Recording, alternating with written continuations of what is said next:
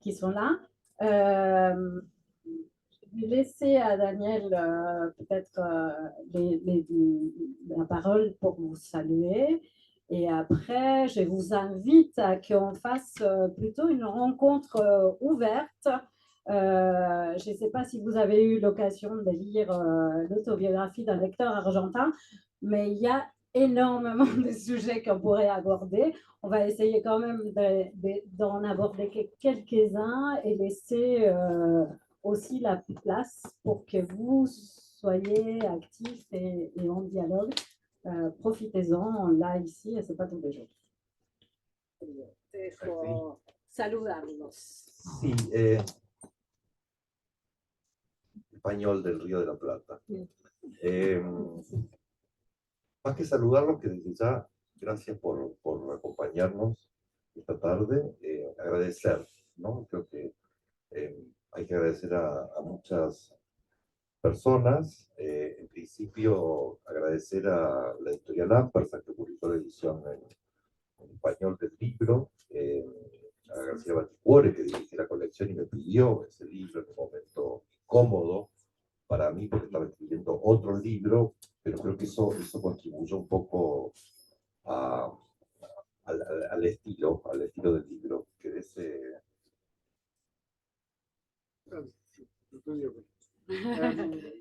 D'abord, merci. Je vais parler en espagnol du Rio de la Plata. Je voudrais remercier beaucoup de personnes. D'abord, la maison d'édition Ampersand qui a publié le livre à l'origine, c'est la version originale, et à Graciela Baticuore qui a beaucoup insisté à un moment difficile pour moi. Et je pense que cette conjoncture a donné un certain rythme, un sens à l'écriture de ces livres. Sí, sí. Entonces, en primer lugar, a Ampersand y también a Gallimard y a la persona de Gustavo Guerrero, que consideró que este libro merecía ser traducido, lo que debo decir me sorprendió realmente mucho, en principio hasta que entendí qué es lo que él había leído en el libro. Y tal vez se pueda hablar un poco de eso, vos querías Por ahí vamos a insistir en eso. Y sobre todas las cosas, a Charlotte Lemoine, que está allá atrás, a quien yo no conocía, la traductora. Yo creía que esa era una invención, que no podía existir una persona como ella. Trabajamos mucho, trabajamos durante 2 años, y Charlotte leyó párrafo por párrafo, línea por línea, el libro y me fue sugiriendo correcciones que yo acaté en el 99%. Algún capricho me reservé, pero ciertamente creo que el libro que ustedes pueden leer en francés es infinitamente mejor al libro que yo escribí en castellano. Sí.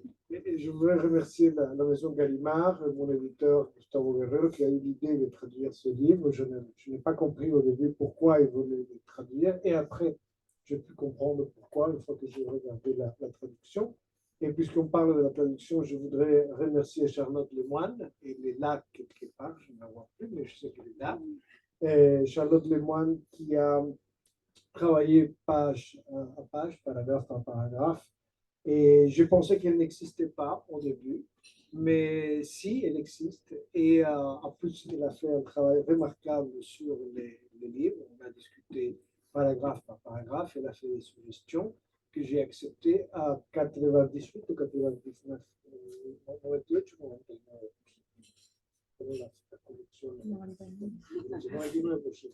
J'ai accepté à 99%. Et je pense que cette version du livre est meilleure que la version en espagnol, et donc je vous invite à le lire en français. Y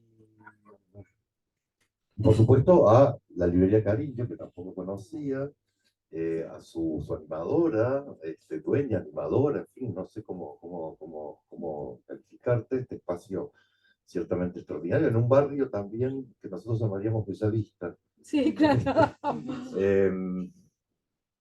Que permite, bueno, ¿no?, sostener este diálogo, y a mis grandes amigos, Manuel de la Fuente, que vino de Valencia especialmente para este acto, y a Silvia Ferman, que no solamente vino desde Berlín especialmente para este acto, sino también está haciéndose cargo del Facebook Live, o sea que es imprescindible en este momento. Bien. Yo. Me falta una cosa. Ah. Bueno, en primer lugar, todo eso, ¿querés traducir esta última parte? No. Y en segundo lugar, Francia. Es una promesa que había hecho y tenía que cumplirla. ¿Cómo empezar un encuentro con un desafío? Bueno, sí. Bon. ¿Preferís que yo te haga las preguntas en castellano o en francés? Como quieras. Bon, je pense qu'on va y arriver à justement cette grande question de ce qui a provoqué la traduction du livre, mais avant, j'avais envie de demander à Daniel quel a été les défis de l'écriture de ese libro. O sea, ¿cuál fue el desafío de la escritura?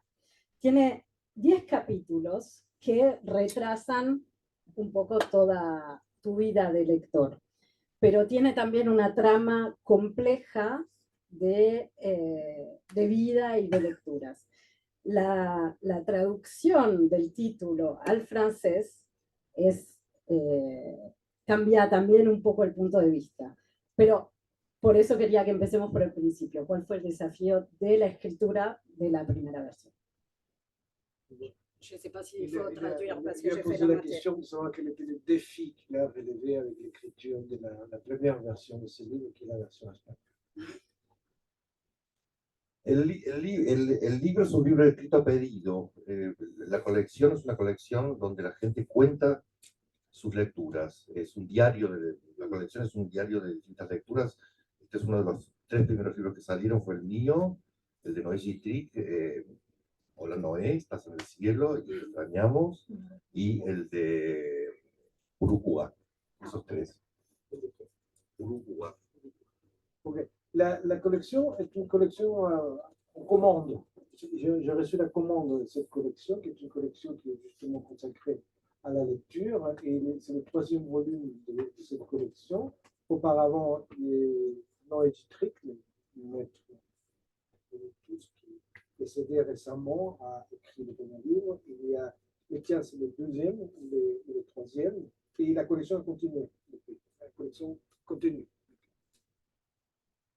Eso me dio la ocasión, la oportunidad de revisar mi propio, mi historia de lectura y pensar en qué había leído y por qué había leído lo que había leído, quiénes me habían llevado a leer lo que había leído y cómo podía yo pensar esa historia en términos de cómo yo leo ahora, es decir, explicar mi forma de leer a partir de las cosas que me dieron a leer. Mi abuela, mis padres, la escuela primaria, la escuela secundaria, los estudios terciarios, etc.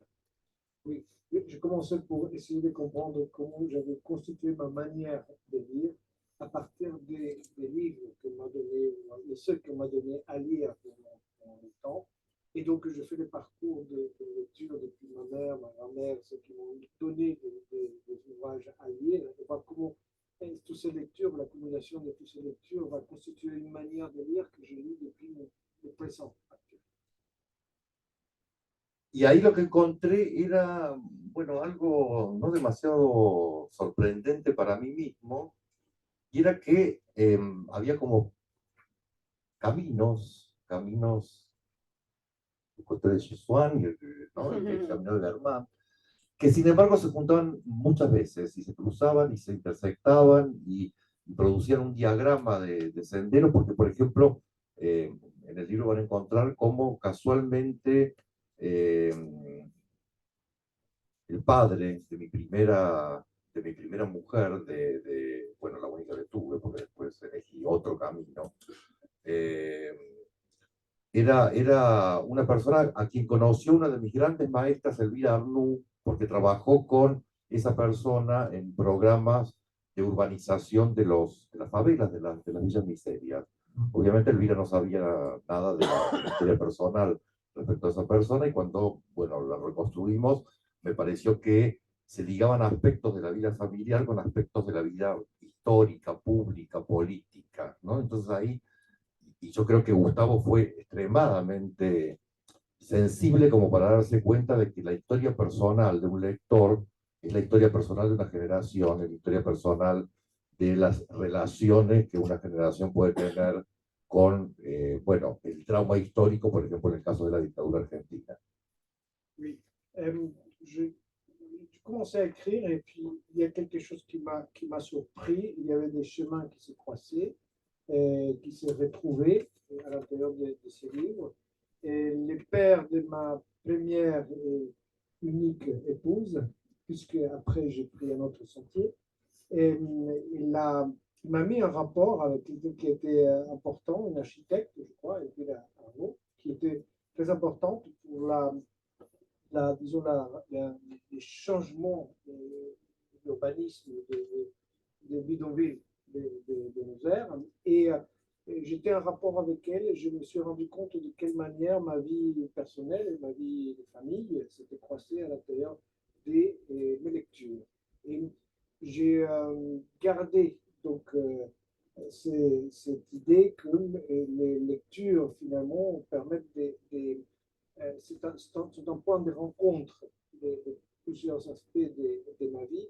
Et je vois que mon éditeur a été sensible à cela et il s'est rendu compte qu'il y avait à l'intérieur de l'histoire d'un lecteur aussi des recoupements des générations, des pays, d'époques, des visions politiques et même des genres. Donc je pense que c'est ça qui m'a intéressé. En réalité, l'éditeur a vu ça, oui, mais il s'est intéressé aussi au modèle de lecture de la vie par l'intermédiaire de la lecture. Et comment on lit sa vie à partir de sa lecture. C'est ça qui m'a aussi intéressé. De comment on construit le récit d'une vie à partir de sa lecture.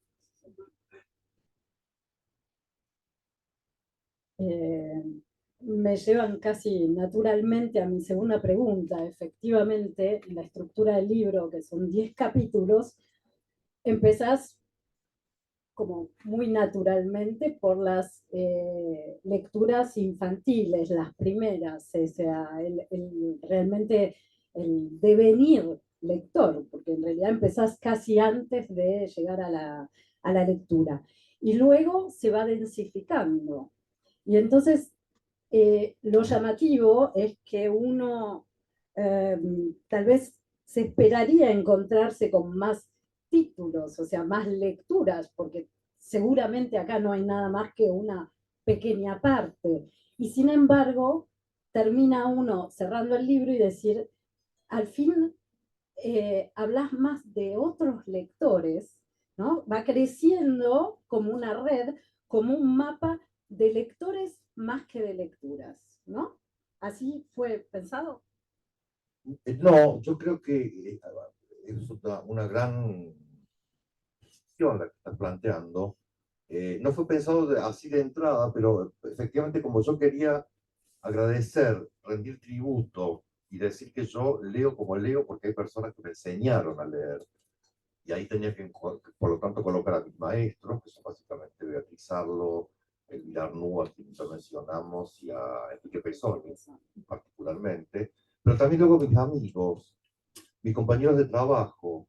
Entonces ahí cuando yo dije, bueno, me tengo que tener también en ellos y ellas, porque digo, la relación de aprendizaje no tiene que ver necesariamente con la autoridad de alguien, sino con la capacidad de escuchar lo que el otro dice, el otro, la otra dicen. Entonces ahí es donde empezaron a aparecer esas otras lecturas, esos otros aprendizajes que no fueron sistemáticos, pero a lo mejor fueron tan importantes como eso. La question est autour de la structure du livre. Le livre est structuré en 10 chapitres et plus on avance dans la lecture, plus on voit le devenir lecteur de Daniel Link. Et plus on voit aussi une densification de la trame du récit. Mais quand on arrive à la fin, on pouvait s'attendre à plus de lectures. Et ce qu'on retrouve, c'est plus de lecteurs. Une espèce de cartographie ou de réseau de lecteurs qui est constitué par les livres lui-même. Et dans sa réponse, Daniel dit qu'effectivement, lire, c'est aussi ce qui l'intéresse. Je pense c'est moins les livres que les manières de lire. Et justement, en ce qui concerne les manières de lire, il s'adresse dans ses livres à souvenir de ses maîtres lui ont appris, transmis une certaine manière de lire.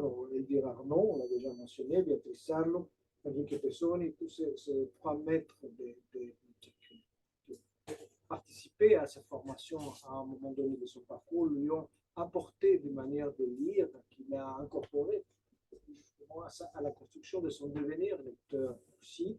Mais plus tard, il y a aussi les camarades de l'université, les compagnons aussi, les collaborateurs de différents métiers qui étaient exercés comme éditeurs, comme universitaires, etc.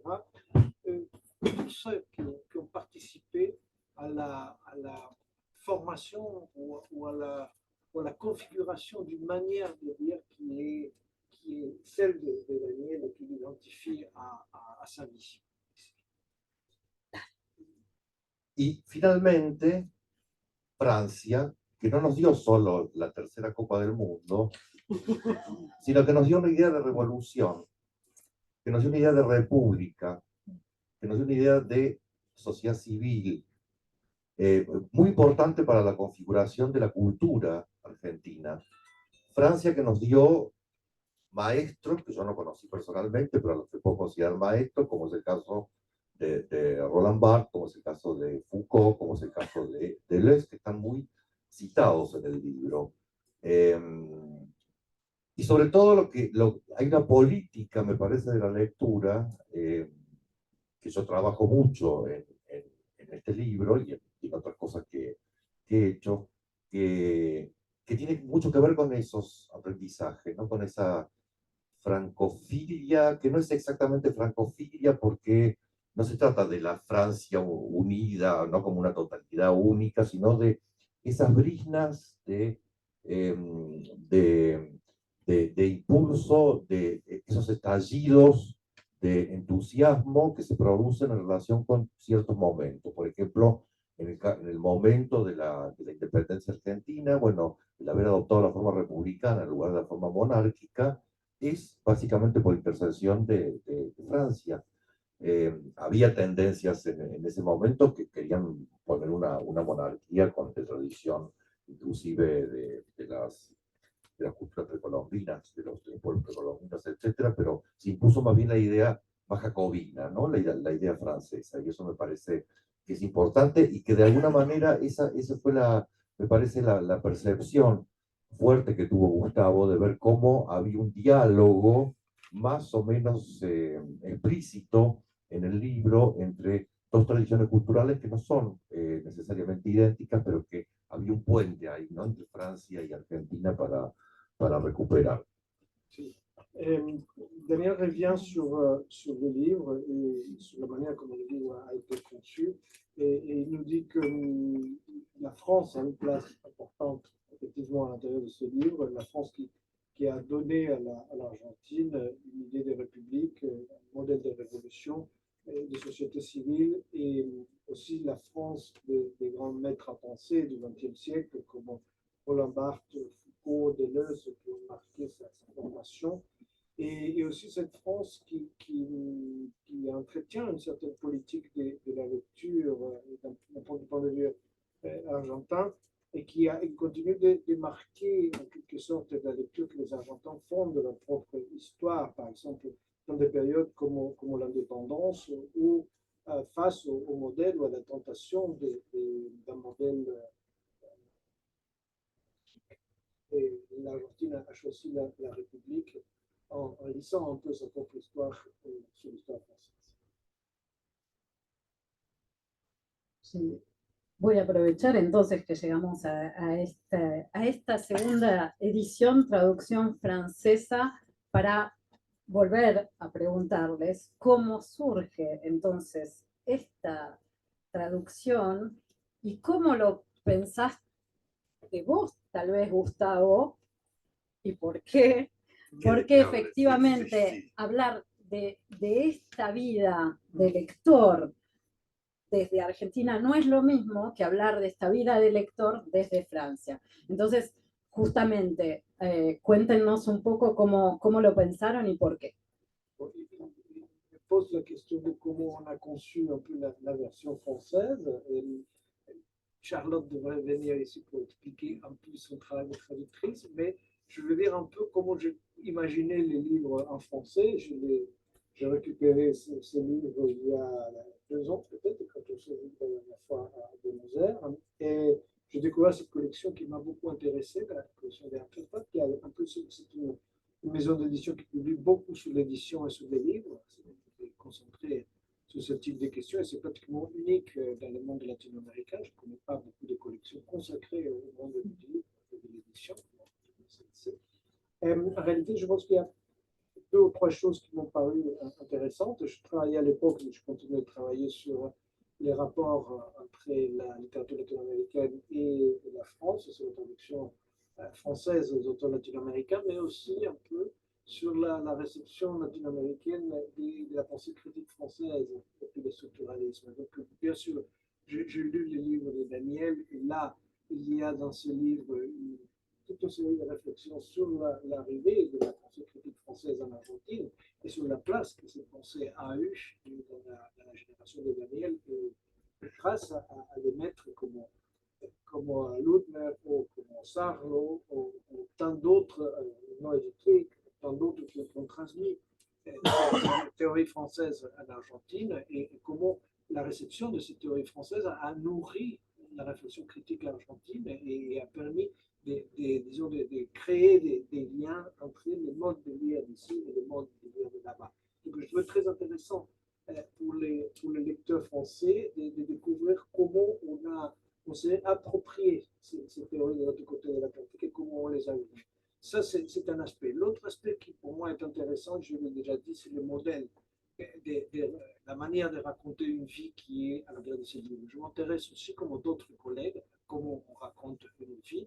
Et dans le livre de Daniel, il y a un modèle que je pense peut être récupéré, réapproprié et réutilisé par d'autres lecteurs en France et ailleurs pour raconter leur histoire en tant que lecteur, pour donner une version de leur vie en tant que lecteur. Ça me paraît très, très intéressant.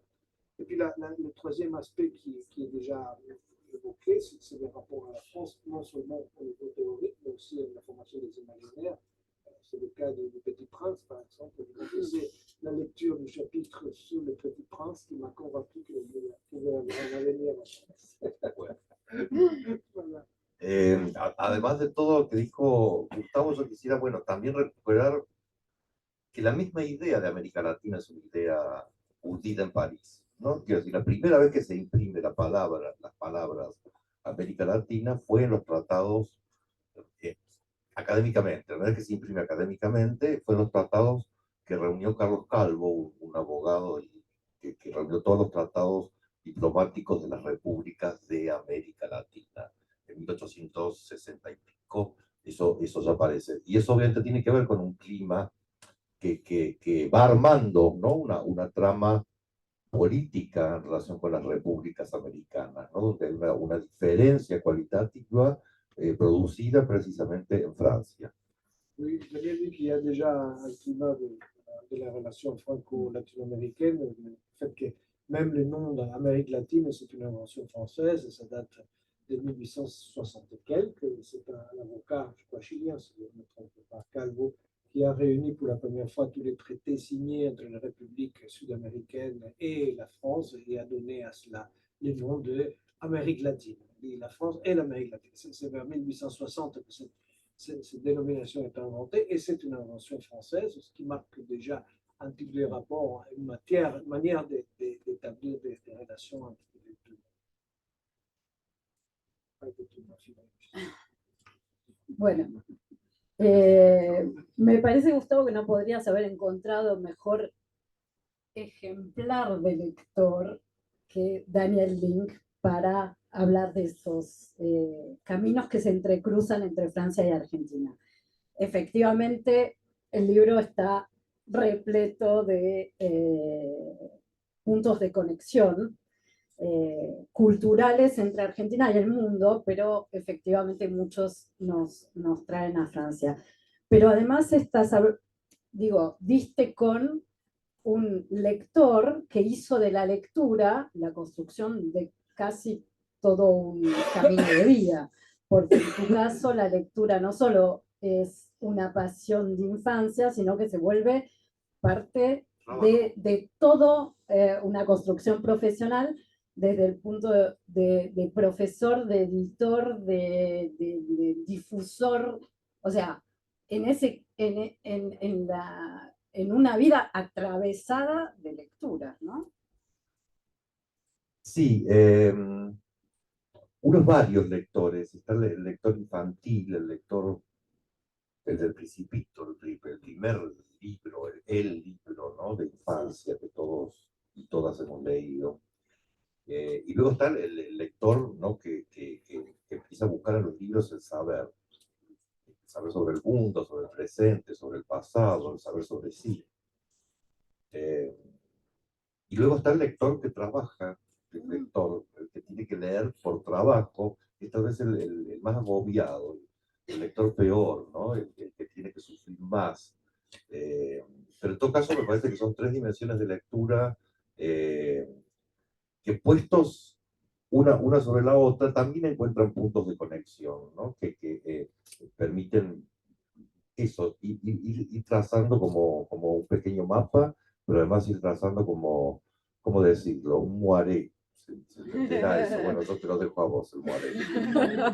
Bien, je pense qu'il y a effectivement beaucoup de lecteurs de ce livre, c'est la question qui a posé Elisa. Et il y a un premier lecteur qui est l'enfant qui lit, et il y a le petit prince pour accompagner ce moment. Et il y a ensuite aussi le lecteur qui veut savoir, celui pour qui la lecture est une manière de comprendre le monde et qui essaie de comprendre, qui en a prouvé qu'il allait comprendre le monde par la lecture, celui-là est très important aussi. Et ensuite, il y a les lecteurs professionnels, pour ainsi dire, l'universitaire, l'éditeur, l'écrivain. C'est le lecteur professionnel qui est un lecteur accablé, on dirait, un lecteur peut-être le moins heureux de tous les autres.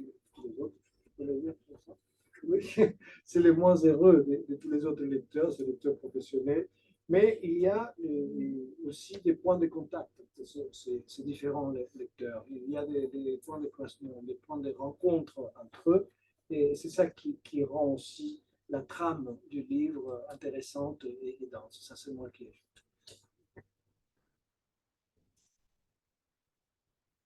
ai.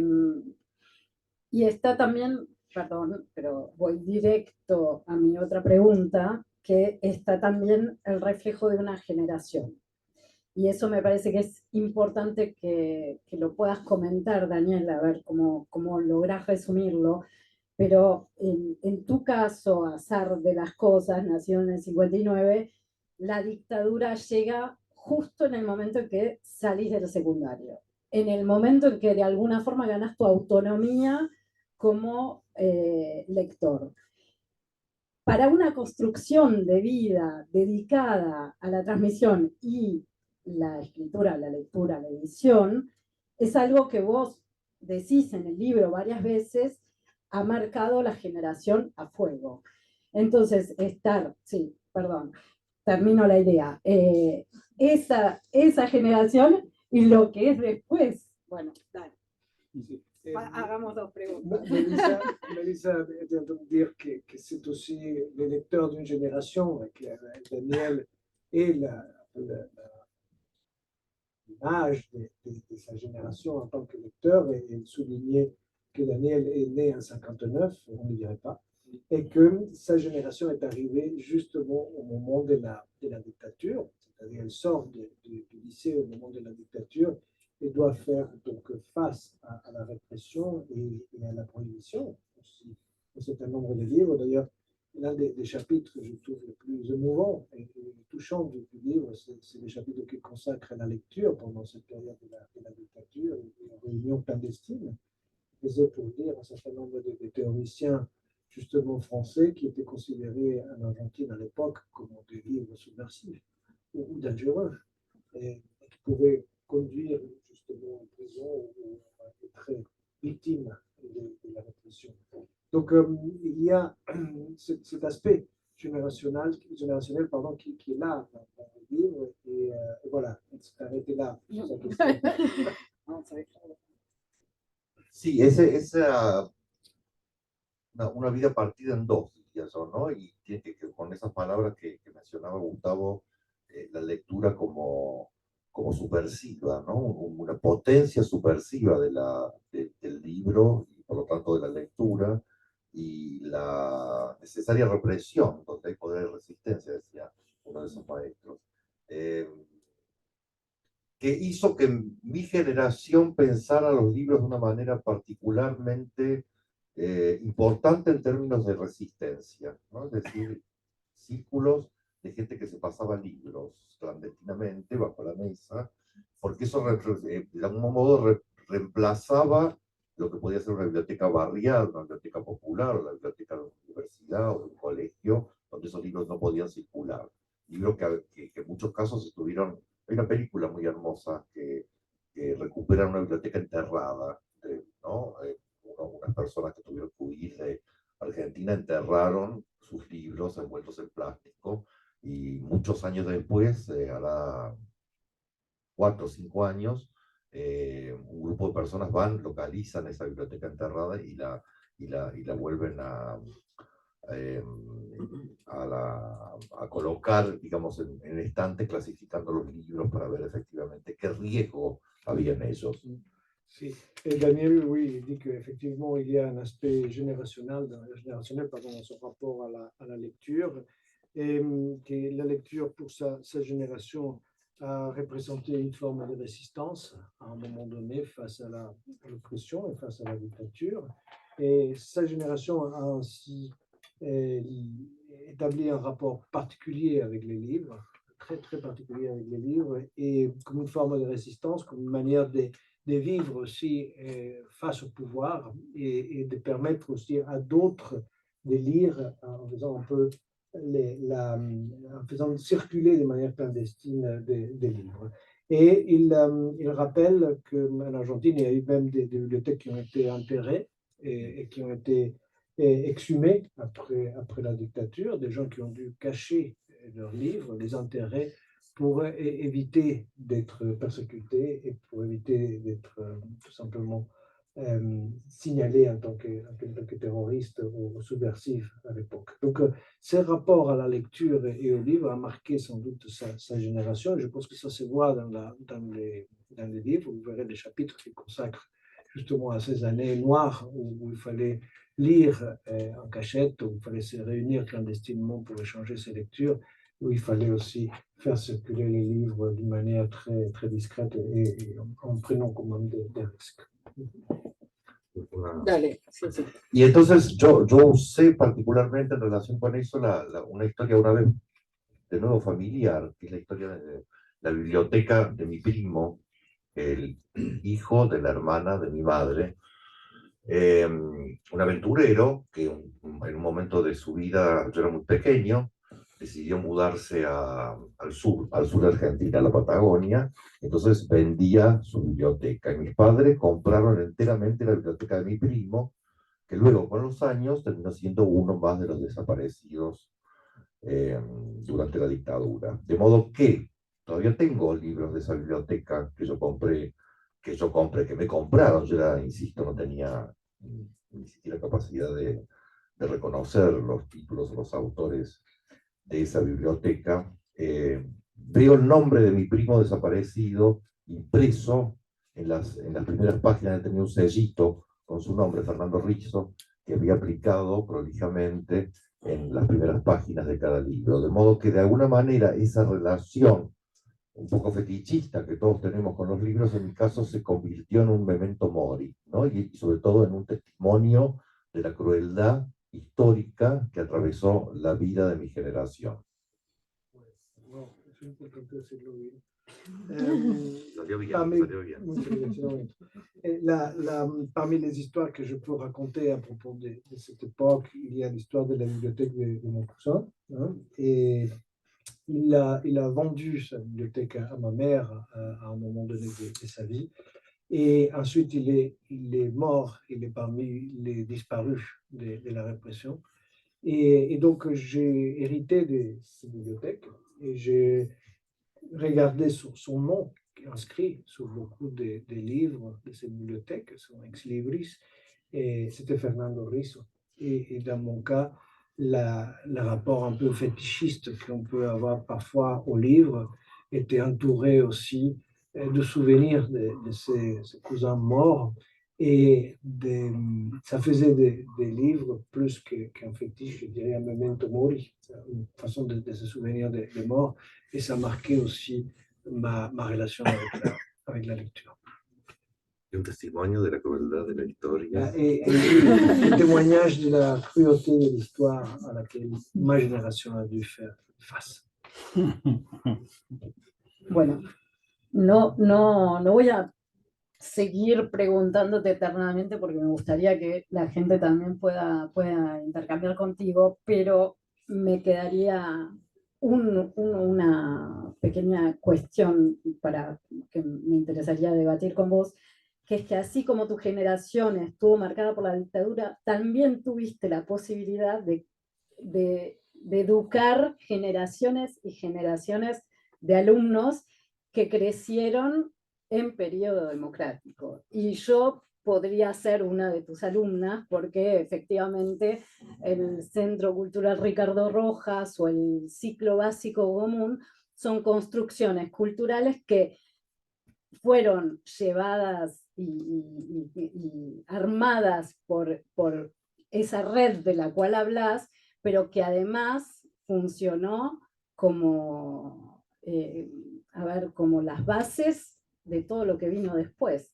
Entonces, eso también está muy presente en el libro y me parece que es muy valioso dentro de esa cartografía, y es que podés volver sobre esos debates que construyeron lectores y lectores y lectores más, ¿no? ¿Querés traducirla? Bueno, digo tú. No, je n'arrive pas. Mélissa disait que bon, il a appartenu à cette, well, toujours là, il appartient à cette génération qui a dû faire face à la dictature en tant qu'électeur, mais Daniel appartient aussi à la génération post-dictature, à la génération qui a accompagné l'arrivée de la démocratie en Argentine, et en tant qu'enseignant, et aussi en tant qu'éditeur, il faut le dire. Il a accompagné la formation des nouvelles générations des lecteurs argentins, et parmi lesquels, par exemple, Mélissa aurait pu être l'un de ces lecteurs, de ces lectrices, et elle qui s'est formée dans le centre Rojas. Sí, el Centro Cultural Ricardo Et Rojas. d'autres centres culturels à l'époque à Buenos Aires qui ont organisé la lecture pour la génération de la démocratie.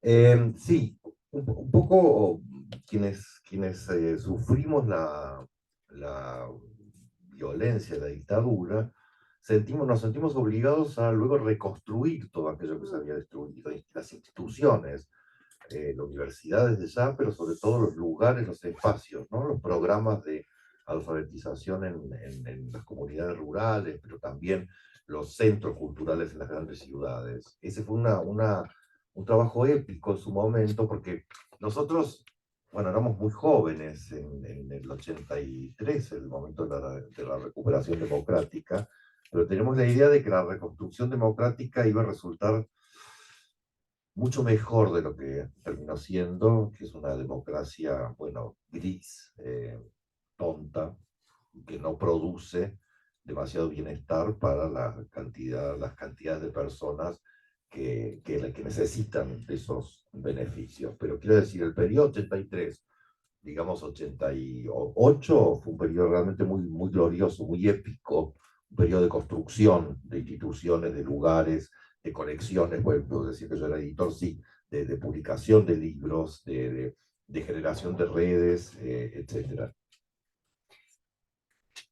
Oui, Daniel disait qu'effectivement, c'était une expérience importante de participer ensuite à la construction démocratique et la reconstruction d'une démocratie qui est celle qu'elle est aujourd'hui. Disons, à un autre moment, on aurait pu imaginer une meilleure, en particulier pendant la période de 83-88, qui a été une période très exaltante avec la réouverture des universités, l'apparition de nouvelles collections nouvelle maison d'édition. On a vécu un moment d'effervescence culturelle très fort dans ces années en Argentine et j'ai participé en tant qu'universitaire, en tant qu'éditeur, en tant qu'écrivain aussi à cette effervescence de la vie intellectuelle jusqu'après la dictature.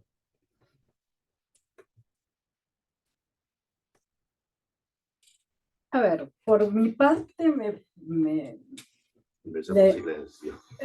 no, vamos a dejar un poco que circule. ¿Se les ocurre alguna pregunta? ¿Tienen ganas de hacer algún comentario? No.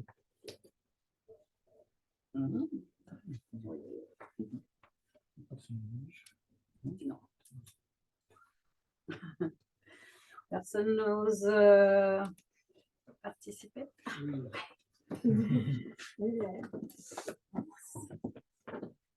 Bonsoir. Alors, je parle pas un mot d'espagnol, donc il va falloir trouver. Je n'ai pas encore lu le livre que je vais lire avec beaucoup de curiosité. Non, question très, très, très prosaïque, mais je voulais savoir qui sont les auteurs argentins qui ont compté pour vous.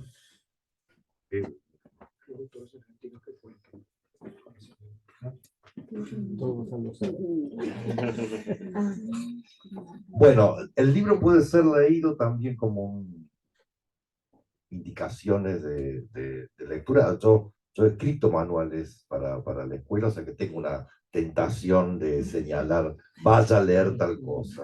Le livre peut être lu aussi comme un livre qui suggère des lectures ou indique des lectures. J'ai fait des manuels scolaires à une époque, donc j'ai cette tendance à devenir un peu influenceur, à orienter les gens et orienter les lectures des autres. Luego Borges. C'est plus évident. Borges. Arturo Carrera, un poeta extraordinario. Arturo Carrera, un poeta extraordinaire.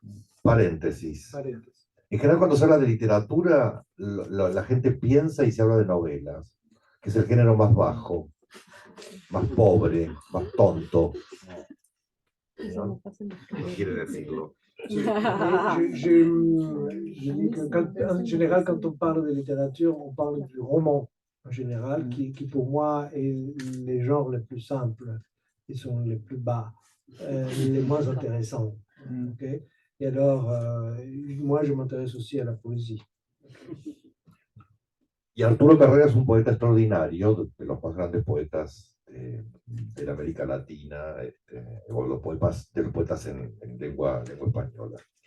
César Aira, a quien todos conocen, que es también un narrador exquisito, poco novelístico, porque hace esas, ¿no?, especies de relatos que se van deshaciendo y que terminan en la nada. Curiosamente, los dos son del mismo pueblo, Pringles. Sí. J'aime aussi un autre écrivain argentin, César Aira, dont le roman se décompose au fur et à mesure qu'on avance la lecture. Et curieusement, et aussi bien César Aira que Carrera sont nés dans la même ville qui s'appelle Pringles, qui est une ville de la province de Buenos Aires. Il y a un festival là-bas. Un festival. Sí. Y por fin, escritoras extraordinarias, como es el caso de Silvia Molloy, que nos dejó hace muy pocos meses, y María Moreno, a quien le dio una ACV hace muy pocos meses,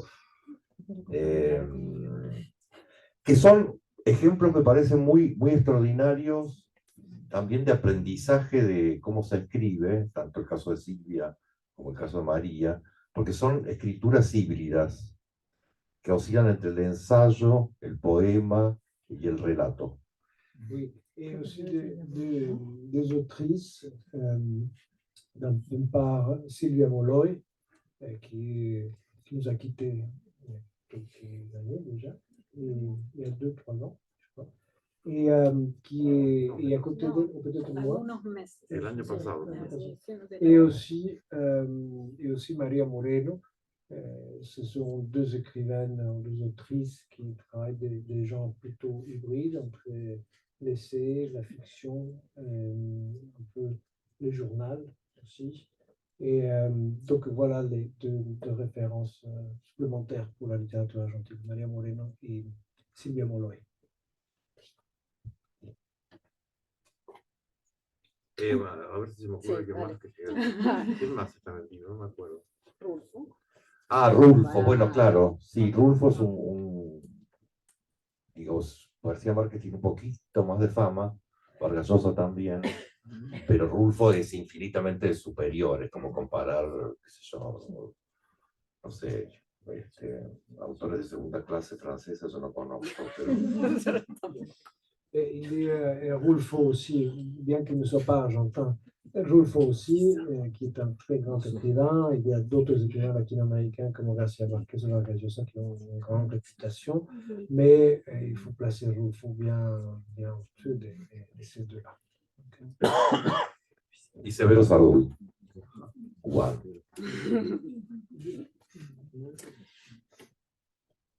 A ver, ¿quién más se anima?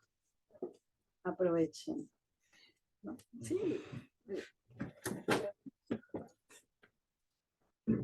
Me voy a animar a hablar en castellano porque me pongo más simpática.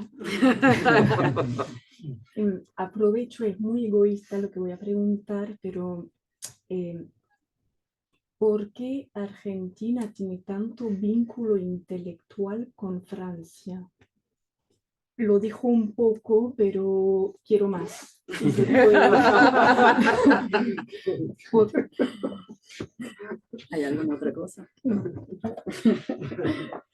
Il a compris. Hein. ¿Tienen tiempo?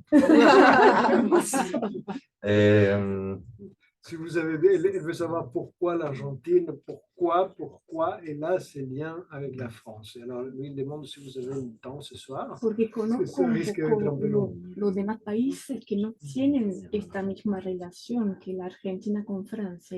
No, Bueno, el problema es España. Sí.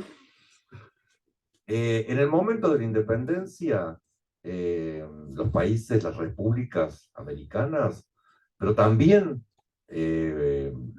Brasil, que tiene una historia más compleja porque es sede del Imperio Portugués en algún momento, ante la invasión napoleónica y todo eso. Sabes que también hubo emperadores en México. Pero en fin, hubo que decidir ese modelo. Entonces, el modelo es positivista, o sea, es republicano, pero es también positivista. El positivismo, piensen que son repúblicas nacientes, se convierte prácticamente en un dogma. Nosotros estamos parando ahí al ladito de la Plaza de la Sorbonne, donde está la estatua de Comte, así que es como un lugar, ¿no?, que dice mucho. Oui, il dit que, bon, au moment de l'indépendance, bien entendu, il y a la présence française, la construction de la nation argentine à partir d'un modèle républicain, mais il y a aussi ensuite tout ce qui concerne la formation des sciences sociales et la formation des scientifiques aussi de l'Argentine au XIXe siècle, par l'intermédiaire du positivisme, qui va avoir un impact très important, pas seulement en Argentine, un peu partout, en Amérique latine jusqu'à pratiquement au début du XXe siècle, et qui va déterminer aussi un lien spécifique entre ce pays et la France, puisque la France est à l'origine de la pensée positiviste qui va animer la pensée argentine au cours du XIXe siècle, qui va marquer une espèce d'orthodoxie autour des modèles d'interprétation de la réalité sociale. Luego está la influencia de mediados del siglo XIX, cuando se constituye América Latina como una idea francesa, una idea imperial francesa además. O sea, Francia quiere que América quiere intervenir en la economía y en la política americana, separándola de la América sajona, y es ahí donde se inventa una América Latina respecto de la cual Francia puede tener alguna influencia. Et ensuite, il y a l'invention de l'Amérique latine, bien sûr, qui est une invention française, à l'époque de Napoléon III, comme un moyen de mettre en place une certaine vision géopolitique qui puisse séparer l'Amérique du Nord et l'Amérique du Sud, qui puisse établir une frontière idéologique entre le Nord et le Sud et faire de l'Amérique latine une espèce d'espace d'éventuelle colonisation pour l'Empire français. Que no pasó. Il y a une tentative au Mexique, mais ça n'a pas marché. Pasó y no pasó, porque las élites culturales siguieron sosteniendo a Francia y particularmente a París como un faro, ¿no? de comprensión. Entonces, recuerden que Victoria Ocampo, la directora de la revista Sur, que es la más importante revista cultural de América de todos los tiempos. Oui, il y a eu, bien sûr, oui et non, cette colonisation a fonctionné ou pas fonctionné, mais en tout cas pour les élites, c'est clair que la formation française a été déterminante tout au long du 19e siècle et bien entré le 20e siècle. Il rappelle les cas de Victoria Ocampo, qui a été une écrivaine et aussi une animatrice et agent culturel argentine, qui a été effectivement marquée par la culture française et qui a été co-organisatrice, par exemple, des rencontres de l'Institut international intellectuel à Buenos Aires et de beaucoup d'autres activités en rapport avec la France et avec la Société des Nations. Pero en relación con lo que agregó, muy tempranamente, en la década del 30, Victoria Ocampo conoce a Jacques Lacan. Obviamente Victoria Ocampo era una máquina sexual que quería acabar con todos los hombres en su cama.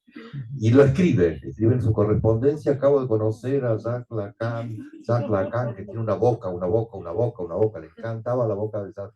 Entonces, ahí se ve esa tensión, ¿no? De deseo erótica, pero también de centralidad que París tiene respecto de las élites argentinas. Je ne sais pas si je peux traduire ça. Y lo dije suave, porque suelo decirlo más groseramente. Je vais le dire d'une manière plus neutre.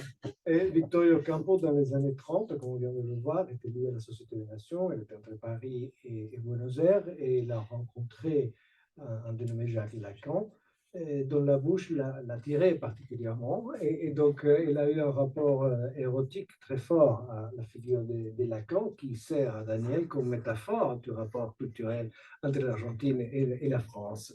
Et voilà, par l'intermédiaire de Victoria, effectivement, il y a un échange extrêmement fort et elle peut servir comme figure emblématique de ces échanges.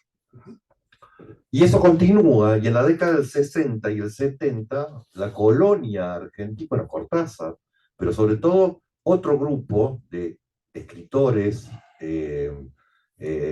actores, ¿no? Que constituyen lo que se va a llamar los argentinos de París. Esos argentinos de París, donde está incluido Coppi, me olvidé de Coppi,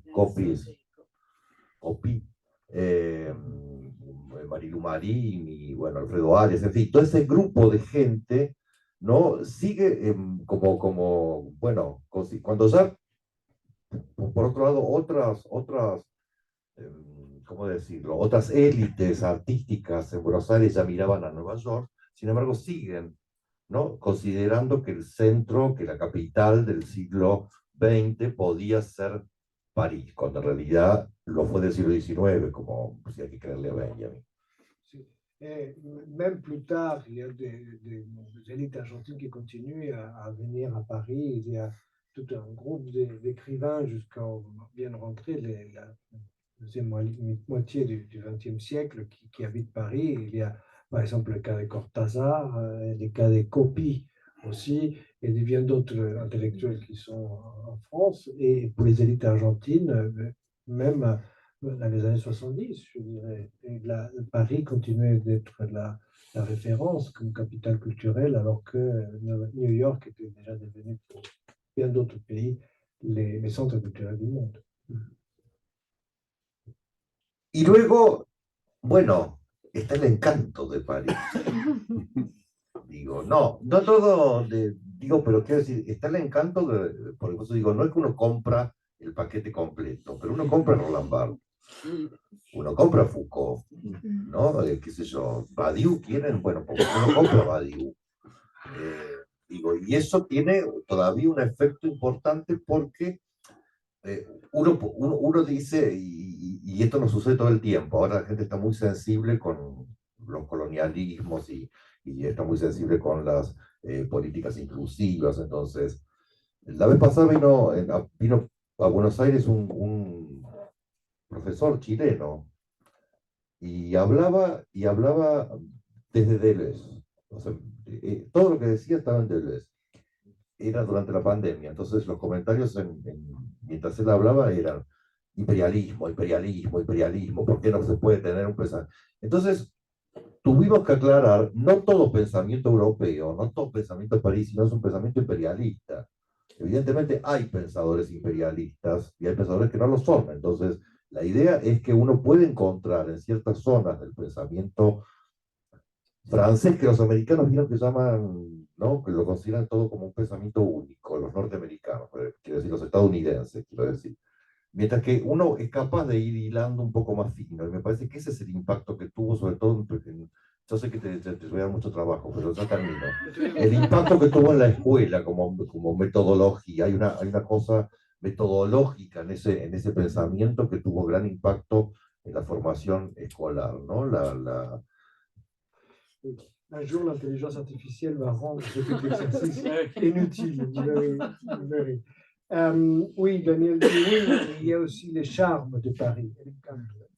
Les charmes de Paris. Et bien sûr, je n'achète pas les paquets du charme de Paris, comme Emily in Paris. Ce que j'achète, ouais, j'ai raison de le dire. Donc, ne vous moquez pas de moi. Donc, il n'achète pas les paquets Émilie, il achète les paquets Badiou, par exemple, ou Roland Barthes, et il nous dit que effectivement cette pensée critique a été importante pour lui, même si aujourd'hui on est devenu un peu sensible à ce type d'exercice d'appropriation et de lecture, et qu'on accuse facilement les lecteurs de théorie française d'être colonialistes. Il cite le cas d'un professeur chilien qui est venu en Argentine il y a quelques semaines, je crois, et qui citait régulièrement Deleuze, et les étudiants se plaignaient un peu de sa condition de colonisé parce qu'il citait Deleuze, alors que, comme le dit très bien Daniel, il y a quand même à l'intérieur de la pensée française des penseurs qui ne sont pas colonialistes du tout, et qu'on peut trouver à l'intérieur de la pensée française des éléments critiques qu'on ne trouvera pas ailleurs. Et que les problèmes avec la manière américaine de faire face à ce type de questions aujourd'hui, c'est un peu de regarder d'une manière indifférente tout type de pensée étrangère pour la qualifier des colonialistes, alors que beaucoup de penseurs comme Deleuze lui-même ou Badiou ne peuvent pas être vraiment qualifiés ni accusés de colonialisme. Donc c'est son point d'honneur ici avec la lecture américaine actuellement au niveau de l'université, hein, de ce qui est la pensée critique. Il suffit qu'un latino-américain cite aujourd'hui Deleuze pour que souvent on nous accuse d'être colonisés, comme si c'était Deleuze était forcément dans les jeux d'une culture impérialiste. Merci Daniel por su concesión. O sea, para sintetizar, no sintetizar, pero en todo caso, para metaforizar un poco. París es anacrónico, es la capital del siglo XIX. Es el anacronismo total. Todo es viejo, todo remite. Ahora bien, ese mismo anacronismo es lo que funciona como una resistencia a la homogenización del estado del capitalismo que estamos viviendo. Ella leyó el libro para presentarme. Ayer en la radio el periodista había leído el libro, cosa que no pasa prácticamente en ningún lugar del mundo. No digo de Europa, porque no conozco tanto, pero sí de los países americanos. A mí han hecho entrevistas miles, personas que nunca leyeron el libro por el cual me estaban entrevistando. Entonces, esa especie como de cosa vieja que tiene París, ¿no? De cosa antigua, de cosa como que creen que es una resistencia en contra de un modelo, es una resistencia en contra de un aplanamiento de las diferencias. En fin, hay algo de eso que por lo menos así lo leemos nosotros. Daniel dit, bon, soyons clairs, Paris est une ville anachronique, hein, c'est la capitale du 19e siècle, disait Walter Benjamin. Mais j'aime cet anachronisme parce que cet anachronisme est une forme de résistance à des modèles contemporains qui aplatissent complètement les différences. Donc, dans l'anachronisme de Paris et de la vie française, il y a des éléments de résistance à des modèles autres de la vie contemporaine que je trouve très intéressants et que j'aime bien cultiver. Última vuelta. A ver, ¿quién se quedó con las ganas de preguntar algo? ¿No? Sí. ¿Quién? Je tengo una pregunta. Vale. Sinon, s'il n'y a pas d'autres questions. Hein. Oui, Il n'y oui. a pas d'autres questions. Oui, j'aimerais bien savoir, c'est un livre qui date depuis un certain temps, le livre de Daniel. J'espère en tout cas que ceux qui vont le lire vont trouver aussi la possibilité de se raconter par l'intermédiaire de ce modèle qu'il nous propose de la bibliothèque. Mais j'aimerais bien demander à Daniel, depuis qu'il a terminé ce livre, quel chapitre il devrait ajouter. Quel chapitre. Yo creo que los capítulos van como recuperando los anteriores, ¿no? Es como una escritura de mamushkas, de alguna manera. ¿Y ahora cuál sería? ¿Cuál sería el último? El último capítulo sería...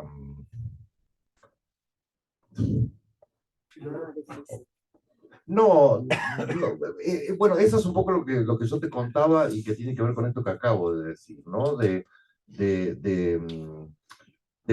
Bueno, si se trata de seguir adelante, o sea, el que viene es el que se jubila, el que se retira, el que deja de trabajar, que sigue leyendo, pero ya no como trabajo. Y ese que se jubila, que sigue leyendo, pero ya no como trabajo, se jubila porque empiezan a aparecer formas de leer sin sujeto, la inteligencia artificial que vos mencionaste. Okay. Les chapitres qui lui restent à écrire, c'est le chapitre du retraité qui sera bientôt. Et il dit que quand il sera retraité, il va quitter donc une forme de lecture professionnelle, mais il faut expliquer aussi qu'il prend cette retraite parce qu'il voit apparaître aujourd'hui dans l'espace culturel des formes de lecture sans sujet, et comme l'intelligence artificielle.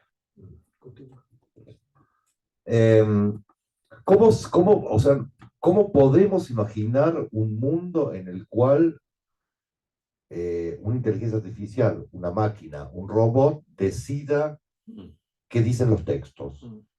¿Qué cosas son legítimas leer en los textos? Comment pouvons-nous imaginer un monde où une machine va déterminer ce qui est important dans un texte, qu'est-ce qu'on doit lire ou pas lire, qu'est-ce qu'on doit garder ou pas garder? Comment est-ce qu'on peut imaginer ce monde à venir?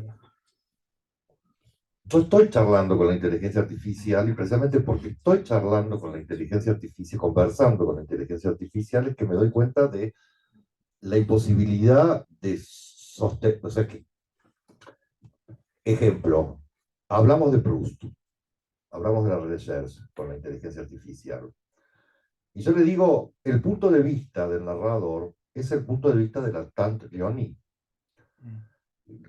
porque así como la Tante Leonie ve todo por la ventana, el narrador se da cuenta de las conductas sexuales de otros personajes mirando por las ventanas las claraboyas entre las puertas.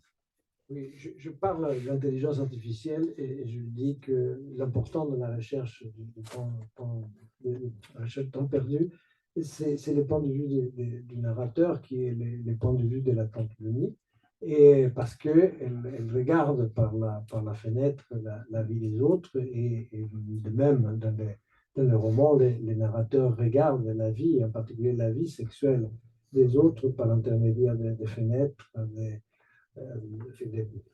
et de portes et de beaucoup d'autres disons, ouvertures qui lui permettent de regarder la vie sexuelle des autres. Entonces, la inteligencia artificial, chat, lo llamo yo, reconoce que sí, que tengo razón. Entonces le digo, bueno, y tant quiere decir loca vieja. Entonces, el punto de vista es la de un homosexual maduro, que por eso encuentra no todas las complicaciones sexuales que se dan entre las vidas de los personajes. Me dice, no, no es así. Me dice, es cierto que tant quiere decir loca vieja, pero no todos los personajes son homosexuales, aunque tengan comportamientos homoeróticos. Entonces yo quiero ir hacia un lugar a donde la inteligencia artificial no me deja, que es definir el punto de vista del narrador, y no me deja por una cuestión de corrección, de restricción que le han puesto los programadores. No te metas con cosas de sexo porque la gente se pone loca.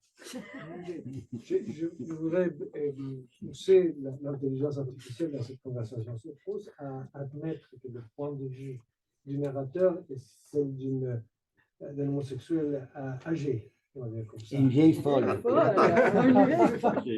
Je ne connais pas très bien le vocabulaire. Carroza en espagnol, en España. Et donc j'essaie de lui forcer un peu sa lecture pour qu'il l'admette, qu'il se place à ce niveau de discussion, et elle ne me laisse pas. Elle me dit non. Entonces, digo, si la inteligencia no puede pensar libremente, no tiene gracia, ¿no? Es como luchar contra, casi diríamos contra Dios, que no tiene gracia el pensamiento divino, es una cosa sosa.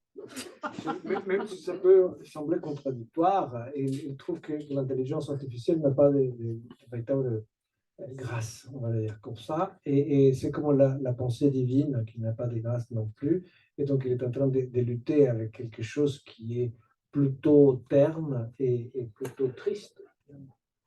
Sí, porque precisamente no se puede salir de determinados márgenes de comprensión de lectura, y en ese caso, bueno, yo abandono, yo no compito con eso. Si eso va a ser el saber sobre la literatura y sobre los textos, yo me retiro, tengo edad suficiente, ya está, no va a haber otro libro.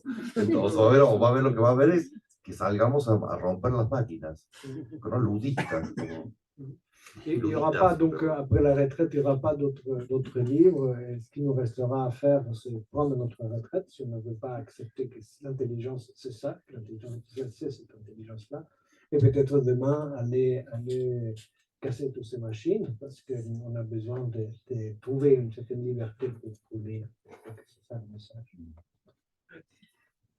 Bien. Merci. Gracias. Nos quedaríamos mucho tiempo más, pero ojalá haya otros libros y haya muchos otros lectores que te hagan todas las críticas y todas las emociones de esta lectura. Merci beaucoup à vous.